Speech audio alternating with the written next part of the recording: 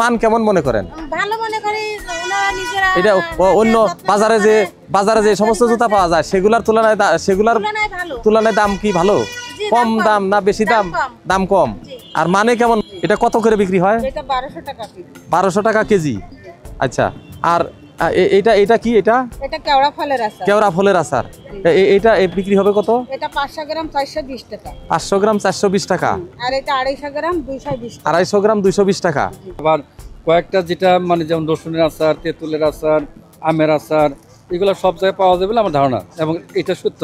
কিন্তু যিনি মেলার